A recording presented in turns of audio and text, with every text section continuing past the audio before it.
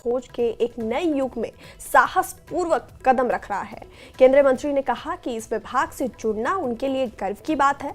पहली बार कोई भारतीय मूल का अंतरिक्ष यात्री इंटरनेशनल स्पेस स्टेशन जाएगा। उन्होंने बताया कि शुभांशु मई के अंतिम सप्ताह तक इंटरनेशनल स्पेस स्टेशन के लिए रवाना होंगे। वो उस मंत्रालय के साथ, विभाग के साथ संबंधित होते मुझे बड़ा गर्व ये कहते हुए हमने कल ही ये बात की घोषणा भी की कि पहली मर्तबा भारतीय मूल का कोई एस्ट्रोनॉट इंटरनेशनल स्पेस स्टेशन पे जाएगा और उसकी तिथि लगभग मई के आखिरी सप्ताह के लिए तय हो चुकी है।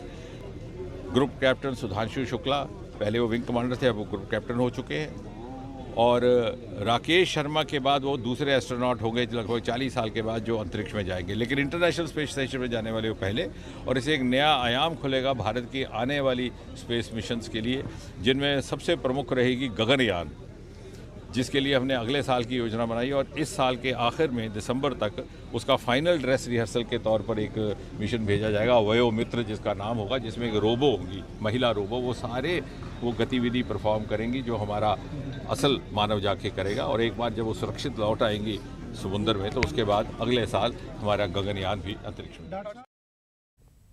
उपराज्यपाल मनोज सिन्हा ने श्रीनगर के SKICC में सूफी सम्मेलन नूरे समा में शिरकत की। सम्मेलन में सर्वोच्च न्यायालय के न्यायाधीश न्यायमूर्ति N कोटेश्वर और अन्य गणमान्य व्यक्ति भी शामिल हुए।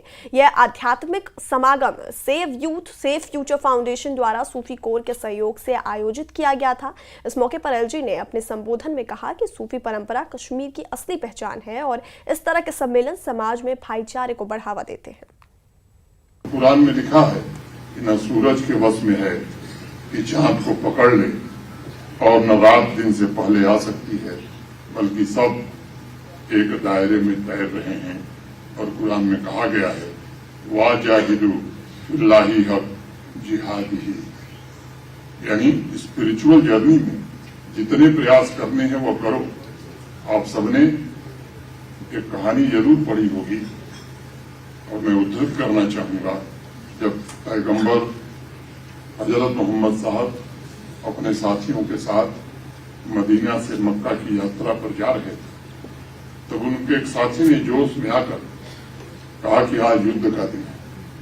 तब पैगंबर हजरत मोहम्मद साहब ने कहा, नहीं, आज रहमत और करुणा का दिन है। जब अहंकार मिट जाता और सभी तरह के भेद भाव समाप्त हो जाते हैं, तब शुद्ध रूप से जो इंसान बच जाता है, वही सूफी संतों का असली अनुयायी है। 3 दशक पहले एक सोची समझी साजिश के तहत